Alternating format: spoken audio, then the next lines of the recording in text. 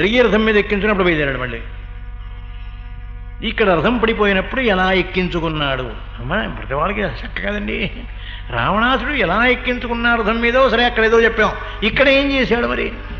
ఇక్కడ నగలు వెతుక్కున్న రావణాసుడు సీతామాత లక్ష్మణస్వామి వారు ఆ అనంతమంది రామచంద్రమూర్తి వెతుకుతూ ఉన్నప్పుడు ఈ జటాయువు అని కొట్టిన చోటు, ఈ చోటు తెలుస్తుంది. ఆ చోటు తెలిసిన తర్వాత మహాప్రభు కొడకొట్లాడుతూ ఉంటాడు. వీడు ఇంకా రేపు కథలు వస్తుందండి.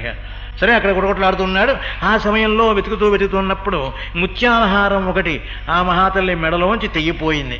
ఇది తెగి వినష్టావా ప్రణష్టావా మృతావా జనకాత్మజ లక్ష్మణ. ఇక్కడ వినష్టావా ప్రణష్టావా మృతావా జనకాత్మజ.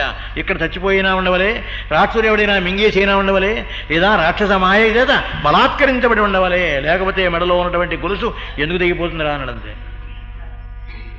మెడలో ఉన్న గొలుసు ఎందుకు దిగిపోతుందిరా? వినష్టావా ప్రణష్టావా మృతావా జనకాత్మజ, ఏదో ఉండాలరా అని వెతుకుతాడు. ఈ మెడలో ఒక గొలుసు ఉంది ఆవిడికి, బంగారపు గొలుసు. ఆ గొలుసు తెగిపోయింది. అంటే ఆ రథం మీద ముందు మామూలుగా రథం మీద పెడుతున్నాడుగా పైనుంచి, ఆ రథాన్ని జటాయువు ఎప్పుడైతే తన్నేశాడో ఆ రథం ముక్కలైపోయింది. ముక్కలైపోయినప్పుడు ఆవిడ కింద పడిపోయింది. కింద పడిపోయిన తర్వాత మళ్ళీ వీడు మళ్ళీ ఎక్కించుకున్నాడు రథం మీదకి. మళ్ళీ కొత్తగా ఇంకో రథం సృష్టించుకుని ఆ రథం మీదకి ఎక్కించుకున్నాడు. ఇప్పుడు వెళ్ళిపోతున్నాడు మహాప్రభు. ధర్మశాస్త్రం ఏమండి, ఈ పడిపోయినప్పుడు దిగిపోయిందా లేక మళ్ళీ ఎక్కించుకునేటప్పుడు దిగిందా, ఏదో జరిగి ఉండాలి అక్కడ అనేటువంటి దాంతో మహానుభావుడు వాల్మీకి జ్ఞాపకం చేస్తాడు. వినష్టావా ప్రణష్టావా మృతావా జనకాత్మజ, ఏదో జరిగి ఉండవచ్చు అని. ఆ అనంతరముందున సరే వాడు ఇంకా ముందుకెళ్తాడండి. ఇంకప్పుడప్పుడే ఇంటికి వెళ్ళడం. వాడు ఇంకా ఇంటికి వెళ్ళేటప్పుడు కొంచెం టైం పడుతుంది. మధ్యలో ఇంకా కొంతమంది అడ్డు వస్తారు. రావణాసుడికి అడ్డు తగులుతాయి, అపశకునాలు కనిపిస్తాయి. మహాప్రభు ఈ అపశకునాలన్నీ కూడా చూసుకుంటూ వాటిని లెక్క చేయకుండా అలా తోసుకుని వెళ్ళిపోతుంటాడు.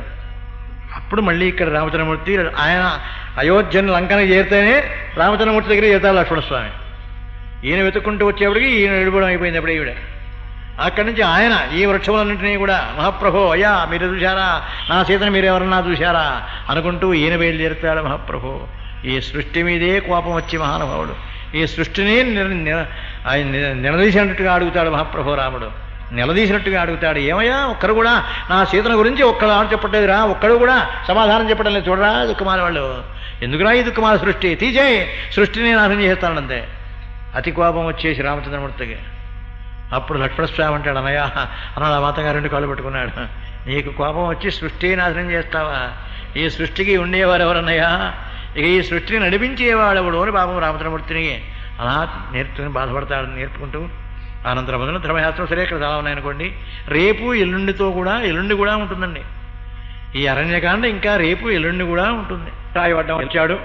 ఆ జటాయువుని సంహరించడం కోసమని రానా రకములుగా ప్రయత్నములు చేస్తున్నాడు. వీడి రథం కూడా అలా బర్దలుగా కొట్టేశాడు మహానుభావుడు స్వామి జటాయు.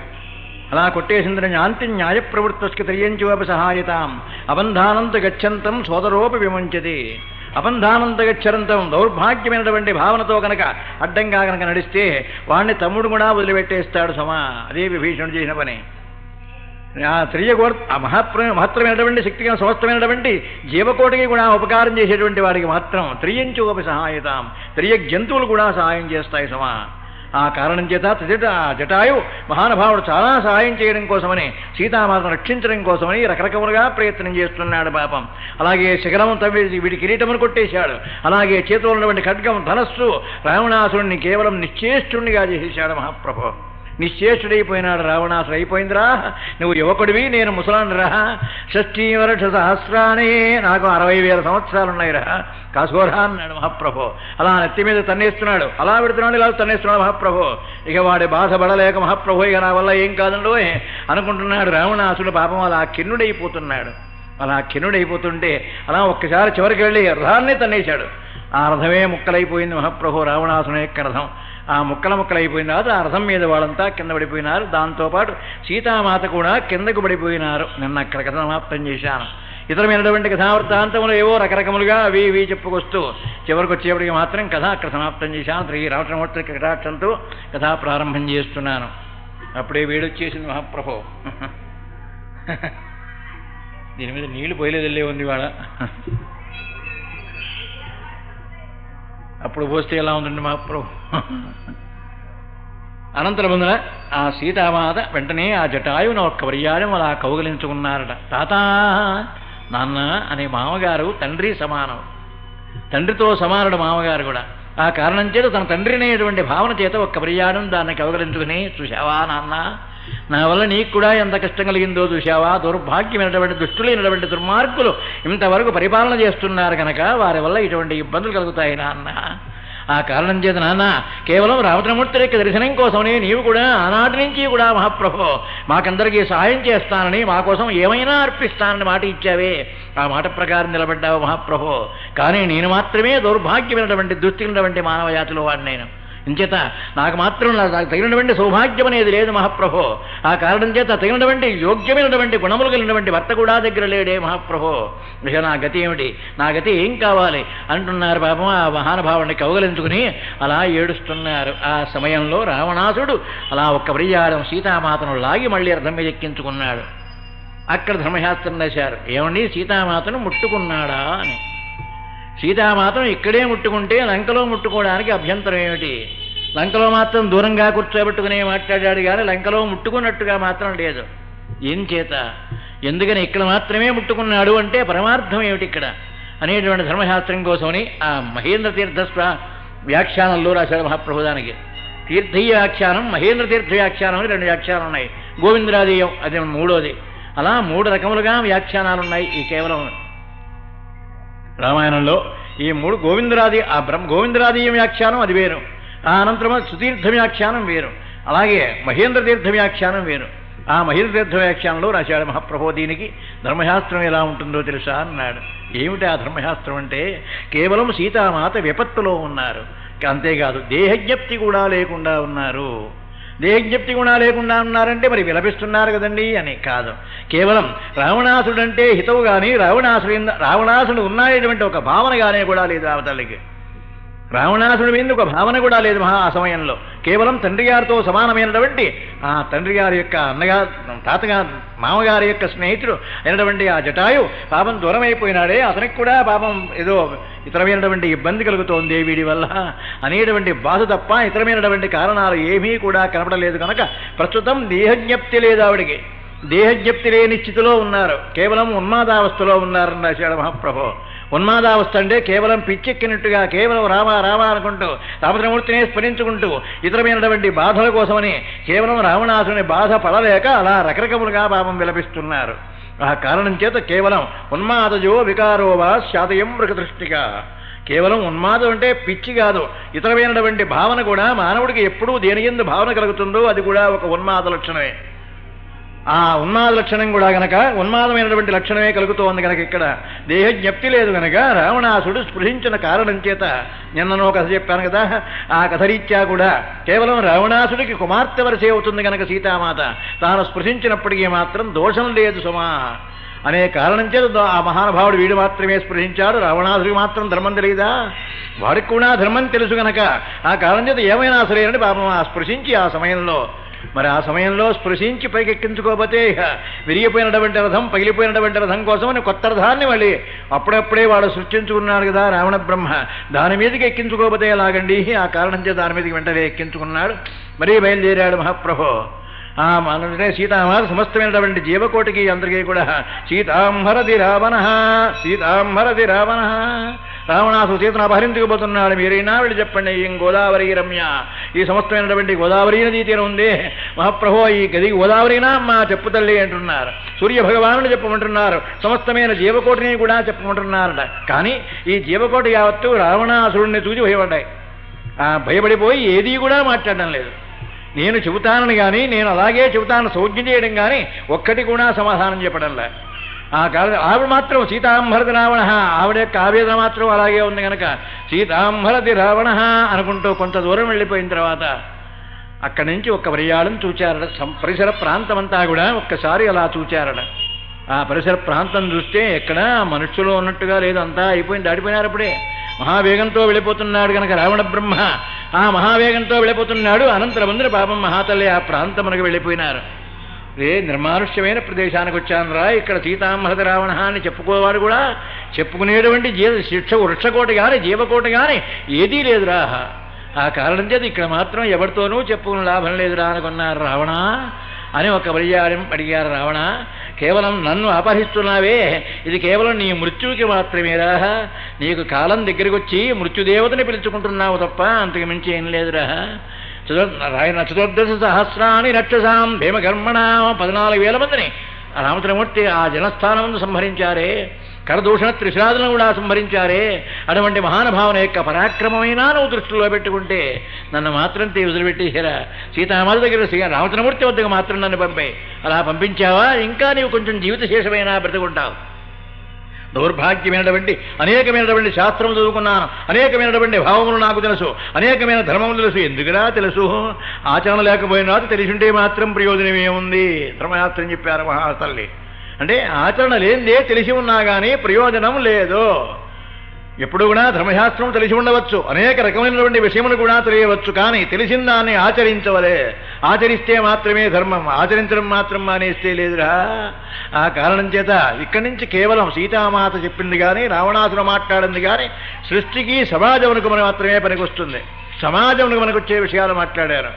సీతాం భరతి రావణ ఇక్కడ ఎవరో లేరు గనక, రే రావణ, దౌర్భాగ్యమైనటువంటి దుర్బుద్ధి ఎందుకురా, లంకాం మా వినాశయ, లంకను మాత్రం నాశనం చేసుకోకు. నీ కారణంగా సమస్తమైనటువంటి నీ యొక్క భార్యలు, నీ యొక్క పిల్లలు, నీ రాజ్యం యావత్తు కూడా నశించిపోతుందిరా. నేను ఎప్పుడు లంకలో అడుగుపెట్టానో ఆ క్షణంలోనే మా పాడైపోవడం ప్రారంభమవుతుందిరా. అలా పాడైపోతుంది కనుక నీ కారణంగా చరిత్రలో మాత్రం నీ ఒక్కడివే కారకుడు అవుతావు. నీ పేరే చెబుతారు అందరూ కూడా. అంతేగాని మిగతా వాళ్ళంతా కూడా దుష్టులు పక్కన ఎంతమంది సహవాసం ఉన్నా ఆ దుర్మార్గుల యొక్క సహవాసం ఉన్నప్పటికీ కూడా ఒక్కడు కూడా చెప్పడం యథార్థం. ఆ రోజు మాత్రం రావణాసుడే రావణాసుడే అంటారు. ఆ కారణం చేత నువ్వు మాత్రమే పాడైపోతావు కనుక నీ పేరే బయటకు వస్తుంది కనుక ఏమైనా సరేరా, ఆ పని మాత్రం చేయకు, నన్ను శివుడు రామచంద్రమూర్తికి అప్పగించేరా అన్నారు.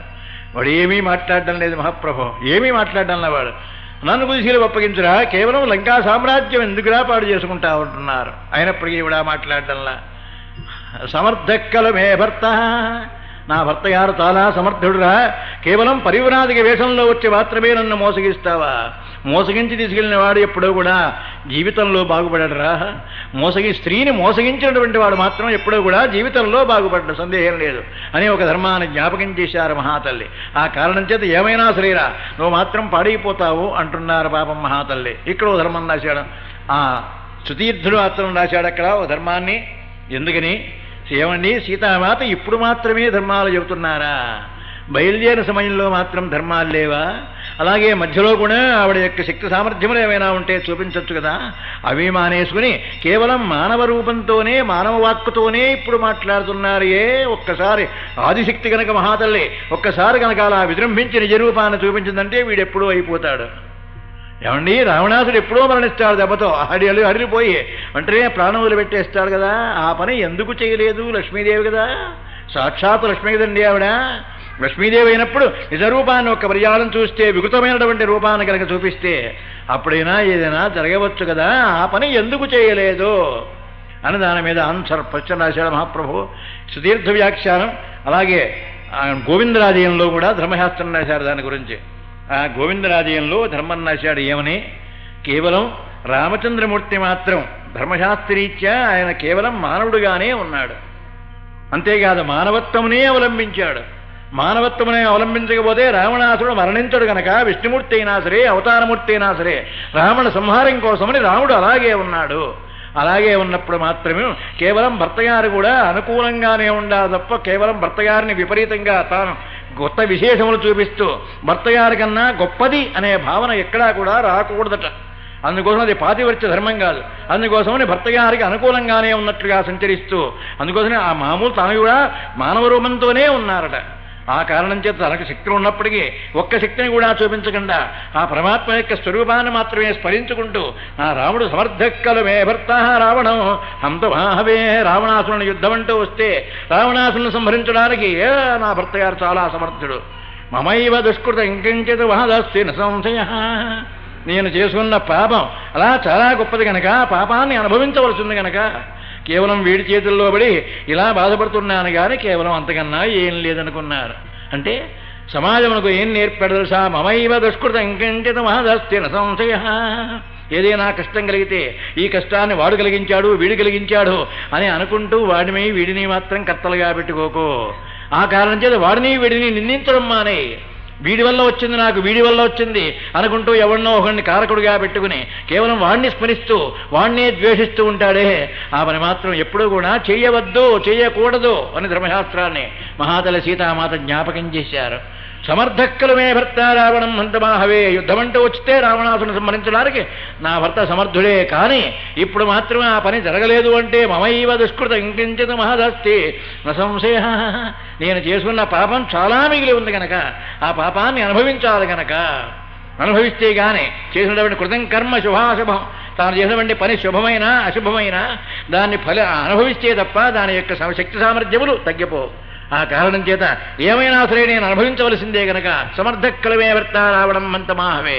అయినప్పటికీ సమర్థించ కేవలం మమైవ దుష్కృతం కించిత్ మహదస్తిన సంశయ. నేను చేసిన పాపం ఇంకా మిగిలి ఉంది గనక తప్పనిసరిగా నేను అనుభవించవలసిందే అనుకుంటున్నారు మహాతల్లి. అది దానికి కారణం అన్నారు.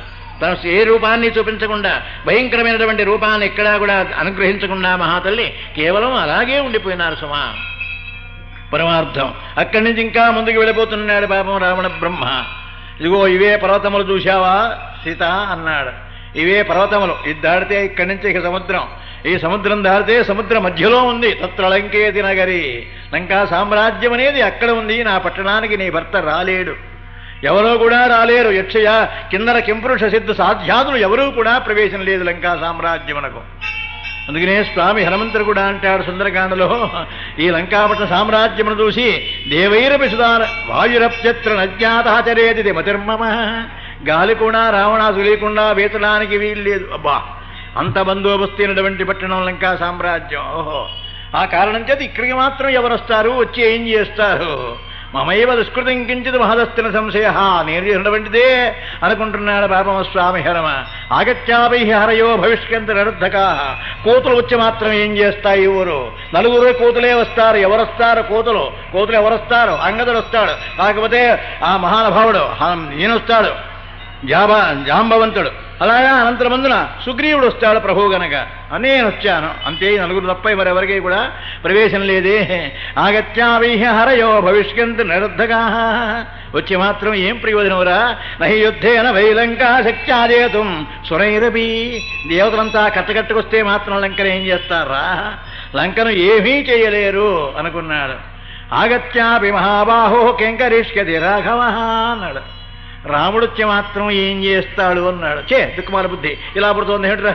ఇది రాక్షసులు ఉండే చోటు, అందువల్ల నా బుద్ధి ఇలా మారిపోయింది. ఆ మహానుభావుడు చూశారా, క్షేత్ర మహాత్మ్యమునకు ఆ స్థల పురాణమునకు అన్నింటికీ కూడా ధర్మాన్ని కలిపేశాడు. మమైవ దుష్కృతం కించిత్ ఇదే భాగ్యం ఇదం రాక్షసావాసం.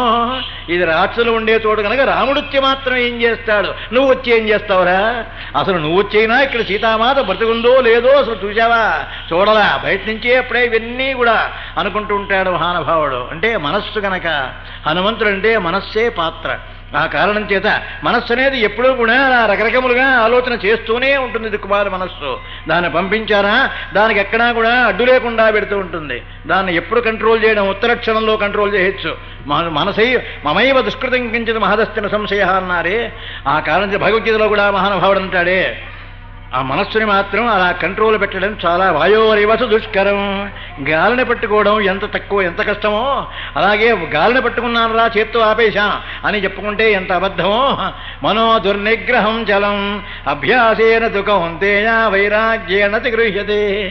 అభ్యాసేన తు కౌంతేయ, అది పెడుతూనే ఉంటుంది, తీసుకొస్తూనే ఉండు. అలా తీసుకురాగా కొన్నాళ్ళకి ఈ జన్మలోనో వచ్చే జన్మలకో అప్పుడు మాత్రమే ఆగుతుందిరా.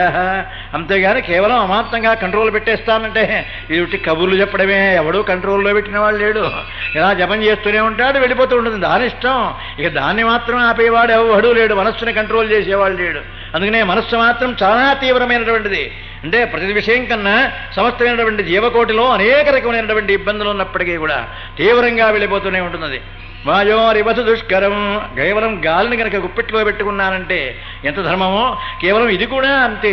ఆ కారణం చేత దేన్ని కూడా మనం కంట్రోల్లో పెట్టుకోలేం అన్నాడు మహానుభావుడు. ఇక్కడ స్వామి హనుమ కూడా చూచి అలా అనుకుంటారు. ఇక్కడ రావణాసుడు అనుకుంటున్నాడు, ఆ సీత చూశావా, ఈ ప్రాంతమంతా కూడా నాదే, ఇక్కడి నుంచి నా సామ్రాజ్యమే ప్రారంభం అవుతుంది, సముద్రం దాటామా ఇక నాదే అన్నాడు. కానీ సీతామాత మాత్రం ఏమీ మాట్లాడడం లేదు. దానికి అలా చూస్తూ ఉండగానే కింద 5గురు కనిపిస్తున్నారు. పాపం కోతులు 5 కూర్చున్నారు. మధ్యలో ఒకడున్నాడు, చుట్టుపక్కల 4 ఉన్నారు. శ్రీరామ రామ రామేతి, 2వ రామ వచ్చిందండి. మనోబుద్ధి చిత్త అహంకారములు 1, ఆ అనంతరముందున ధర్మార్థ కామ మోక్షములు ఈ 4 కూర్చున్నవి. నలుడు నీలుడు సుషేణుడు హనుమంతుడు, ఈ 4 కూర్చున్నాడు. మధ్యలో కూర్చున్నవాడు సుగ్రీవుడు.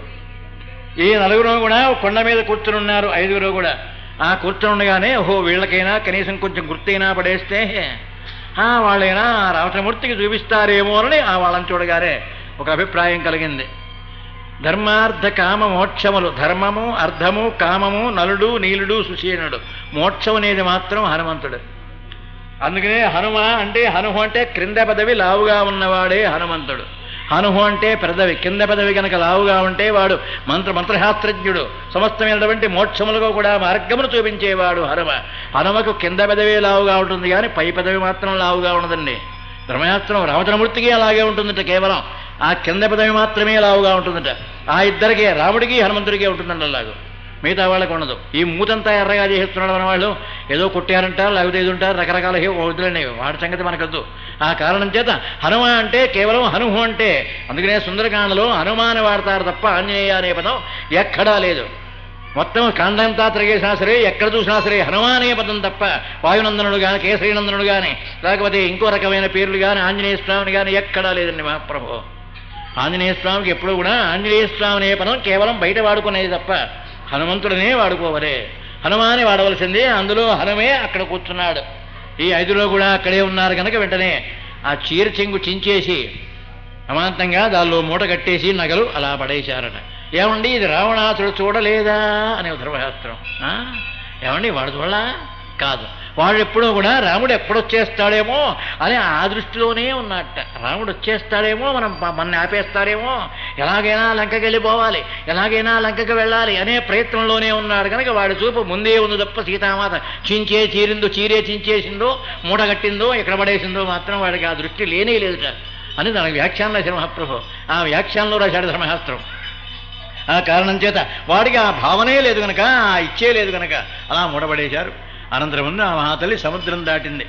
ఈ విమానం సముద్రం దాటింది మహాప్రభు. సముద్రంలోంచి అలా మా పర్వత ప్రాంతం అంతా కూడా దాటి సముద్ర గర్భంలోకి వెళ్ళిపోయింది. అలా సరాసరి లంకా సామ్రాజ్యమును చేరిపోయింది. అక్కడ దించాడు కిందకి రథం. లంకా సామ్రాజ్యమును చేరగానే రథమును కిందకు దించాడు. స్వాగతం మహాభాగా మహాప్రభు అంటున్నారు రాక్షసులంతా కూడా. కొన్ని వేల మంది రాక్షసులు ఉన్నారు, 60,000 మంది ఉన్నారని చెప్పాడు మహాప్రభు. కాదు 32,000 మంది మాత్రమే ఉన్నారట. అయా ఈ పక్కన చూస్తే ఒక 1000 మంది కనిపిస్తున్నారు, ఈ పక్క 2,000 ఉన్నారు, ఇలా మొత్తం మీద 4 పక్కలకి కలిపి 32,000 ఉన్నారట. 32,000 మంది ఉన్నారట వాడికి సైన్యం. ఆ 32,000 మంది కూడా స్వాగతం చెబుతున్నారు మహాప్రభు రావణ బ్రహ్మకి. ఈ పరమాత్మ అలా రావణాసుడు అలా కిందకు దింపాడు. సీతామాతను అలా లోపలికి తీసుకెళ్ళిపోతున్నాడు. తనతో కూడా అంతఃపురానికి తీసుకువెళ్ళాడు. దిగో చూడు, సమస్తమైనటువంటి ఐశ్వర్యమునకు మూల కారణమైనటువంటి రత్నస్థితమైనటువంటి నా భవనం ఇదే, చూడు నా భవనం ఎలా ఉందో చూశావా అంటున్నాడట సీతామాతతో. ఆవిడ చూసినా చూడకపోయినా అలా వదిలేస్తున్నారు పాపం. ఒక చోప అలా చూసినట్టు వదిలేస్తున్నారు. సరాసరి మందోదరి వద్దకు తీసుకెళ్ళారట. ఏమే నా పెద్ద భార్య అన్నారట మహాప్రభు. ఏమండి ఆవిడైనా మాట్లాడవచ్చు కదా, ప్రతత్వజ్ఞాన సంపన్నురాలు కదా, ప్రతత్వజ్ఞాన సంపన్నురాలు మందోదరి. కేవలం ఆవిడైనా ఈవిడ్ని ఎందుకు తీసుకొచ్చారా అని ఒక్క మాట అడగచ్చు కదా. కానీ భర్త గారిని మాత్రం అతిక్రమించినట్లుగా ఉంటుంది. అందుకోసం భర్త గారిని ప్రశ్నించే అధికారం భార్యకి లేదు. అలా ఉంటేనే పతివ్రత. అంతేగాని భర్త గారిని నువ్వు తింటావా, నేను తింటానా, ఏ కూర ఎందుకొచ్చావు అని అడుగుతుంటే ఇంకేమిటండి ఏదైనా పట్టుకొచ్చాడు అంటే ఇంటికి ఎవరితో చెప్పి పట్టుకొచ్చావు అని దిక్కుమాల ఇటువంటి ప్రశ్న వేస్తే ఆవిడ పతివ్రత కాదు కనుక, ఆవిడ మాత్రం పతివ్రత కనుక ఏమి మాటలా అడగలేదు ఆవిడ. సరే అన్నంతా చూపిస్తున్నాడు. ఇది రత్నస్థితమైనటువంటిది, ఇవే రత్నములు ముత్యములు, రథమైనటువంటి స్వస్థమైనటువంటి ఐశ్వర్యమంతా చూపిస్తున్నాడు. ఇదే పుష్పక విమానం, కుబేరుణ్ణి జయించి పట్టుకొచ్చాను, వాడికి నాకు సవితి తమ్ముడు అవుతాడు. సవిచితమ్ముడవుతాడు కుబేరుడు. ఆ కారణం చేత వాడిని కూడా జయించి పట్టుకొచ్చారు. చూశావా ఈ పుష్పక విమానం ఎంత గొప్పదో తెలుసా? ఎంతమంది కూర్చున్నా సరే ఇంకో 2 సీట్లు అలా ఉంటూనే ఉంటాయి. ఇదిగో ఇదే పుష్పక విమానం. ఈ ప్రాంతం అంతా చూశావా నాది, ఈ రాజ్యమంతా నాది. దీన్ని మాత్రం జయించేవాడు కానీ ఇక్కడికి వచ్చేవాడు కానీ ఒక్కడూ కూడా లేడు, సందేహం లేదు సుమా అంటున్నాడు. ఒక్కడూ కూడా లేడు, ఎవడూ కూడా రాలేడు ఈ ప్రాంతానికి. ఈ సామ్రాజ్యములకు ఎవరూ కూడా ప్రవేశించే అధికారం కూడా లేదు. సమస్తమైనటువంటి శక్తులు నావి. ఇక్కడ ఏం కావాలన్నా అంతా నా ఆజ్ఞానుసారంగా జరుగుతుంది. ఇదంతా కూడా నీకు అర్పిస్తున్నాను. ఒక్కసారి నువ్వు గనక రాణివైతే, ఒక్కసారి నీవు కూతురు కనుక రాజ్యం చేస్తే సంతోషిస్తాను నేను. అది వీడి భావన. కూతురునే భావన వల్ల ఆ మాట మాట్లాడుతున్నాడు. పైకి మాత్రం అహంకారం చూపిస్తూనే ఉన్నాడు. ఆ కారణం చేత, అహంకారం చేత ఇదంతా నాది, ఏమైనా సరే ఈ రాజ్యమంతా కూడా నాది. చూసుకో ఎటువంటి ఐశ్వర్యం ఉందో. నీ రాముడు గతశ్రీరు వనగోచర, ఎప్పుడో అరణ్యాల పాలైపోయినాడు. ఐశ్వర్యం పోయింది, రాజ్యం పోయింది. అసలు ఉన్నాడో లేడో కూడా ఇప్పుడు ప్రస్తుతం సందేహం. అయ్యా నువ్వు లేని కారణం చేత ఆ రాముణ్ణి చూచేవాడెవడు ఉన్నాడు. ఆ రాముణ్ణి చూచేది నువ్వుంటేనే, నువ్వు కూడా లేవు కనుక ఇక ఆ రాముణ్ణి చూచేవాడెవడో అలాగపోతే ఏమైపోతాడో. అటువంటి ఏదో తెలియనటువంటి వాడిని గురించి ఆలోచించడం కన్నా ఎదురుగుండా ఉండి కావాలనుకున్న వాడిని ఆశ్రయించడం ఉత్తమం. అది ధర్మశాస్త్రం. కేవలం ఎదురుగుండా ఉండి కావాలని కోరుకుంటున్నాను కనుక నన్ను ఆశ్రయించడం ఉత్తమం తప్ప ఇతరమైనటువంటి విషయములతో అలా ఆలోచిస్తూ ఏదో ఎవడో కనిపించిన వాడు, ఎవడో ఎక్కడో ఉన్నవాడో లేడో కూడా గుర్తు లేనటువంటి వాడు, తెలియనటువంటి వాడు, వాడిని గురించి మాత్రం ఇవాళ ఆలోచించు కూర్చోవడం సీత దౌర్భాగ్యమైనటువంటి దుస్థితి ఎదురుకుండా ఉన్నదాని మాత్రమే. ఎంచేత స్త్రీణాం యవన మధ్రువం, స్త్రీలకు యవనం అనేది చాలా చంచలమైంది కనుక ఆ యవనం ఉన్నప్పుడు మాత్రమే సంతోషించవలే. ఆ సంతోషించడం మానేస్తే ఆ తర్వాత యవనం ఉండదు సుమా అని చెబుతున్నాడు పాపం రావణ బ్రహ్మ. సీతామాత ఎందుకురా వీడితో మాట్లాడద్దా అని కొంచెం మనస్సులో సందేహం కలుగుతోంది. అలా మాట్లాడకుండానే ఉన్నారు. శ్రీనామ యవన మధ్యం ఆ మాట మాట్లాడాడు అంటే వాడికి సమాధానం చెప్పవలసిందే అనుకుంటున్నారు. ఈ రాజ్యమంతా నాది, నీకేం తెలుసన్నారు. మళ్ళీ అన్న తర్వాత తృణమంతర దకృత్వ, ఒక గడ్డి పరకను తీసి అలా ఇక్కడ కూడా రాశాడండి. ఈ కాండలో కూడా ఉంది, సుందరకాండలో ఉంది తృణమంతర దకృత్వ అని. అక్కడ వాడు మాట్లాడి వెళ్ళిన తర్వాత ఏం కొడుతున్నారు బాబు గంట. తృణమంతర దకృత్వ ప్రత్యవాద సుస్మిత, అక్కడ కూడా గడ్డి పరక వేశారు, మాట్లాడారు అన్నారు. ఇక్కడ రావణాసుడు మాట్లాడిన తర్వాత మాత్రమే వేశారని ఆ మహానుభావుడు సుందరకాండలో కూడా ఉంది. తృణమంతర దకృత్వ ప్రత్యవాచ శుచిస్మిత, ఒక గడ్డి పరకన అలా మధ్యలో వేసి ప్రత్యవాచ శుచిస్మిత పవిత్రమైన నవ్వు నవ్వి, చిరునవ్వు నవ్వి ఒక మాట మాట్లాడారట. రావణ, కేవలం నీ ఐశ్వర్యమంతా ఈ గడ్డి పరకతో సమానవరా అని. రామచంద్రమూర్తి కనుక ఆ దీనిలో జనస్థానంలో ఆనాడు ఆశ్రమంలో కనుక ఉన్నట్టయితే నువ్వు ప్రవేశించేవాడు కాదు. కుక్కవలే సింహం కనుక గుహలో ఉందంటే కుక్క ఎలా వెళ్ళదో అలా నువ్వుడా ప్రవేశించేవాడు కాదు. ఆశ్రమంతో తయో శూన్యం. ఆ రామలక్ష్మణులు ఇరువు కూడా లేరు అని తెలుసుకున్న తర్వాత అప్పుడు మాత్రమే వచ్చావు. ఇక్కడ నీ ప్రతాపం, నీ సంగతంతా ఈ ఊళ్ళో మాత్రం చెబుతున్నావు అని వచ్చాగా. అందుకోసమని కేవలం నీ గొప్పతనం మాత్రం ఇక్కడే చెబుతున్నావు తప్ప ఆశ్రమంతో తయో శూన్యం. వారు ఆశ్రమంలో ఉన్నారని తెలిస్తే శునా శార్దూలయోరివ, సింహం కనుక గుహలోకి కుక్క ఎలా ప్రవేశించదో అలాగే నువ్వుడా వచ్చేవాడు కాదు. ఇప్పుడు చెబుతున్నావు నీ గొప్పతనం అంతా అంటున్నారు ఒక వాక్యం. ఆ అర్థం తృణమంతర దకృత్వ అంటే అన్నర్థాలు ఉన్నాయట. గడ్డి పరక మధ్యలో వేశారు. ఐశ్వర్యమంతా ఉన్నావే, నీ ఐశ్వర్యమంతా మా రామచంద్రమూర్తి యొక్క దృష్టిలో గడ్డి పరకతో సమానవురా. తృణమంతర దకృత్వ, ఈ ఎండు గడ్డి పరక ఎందుకో తెలుసా?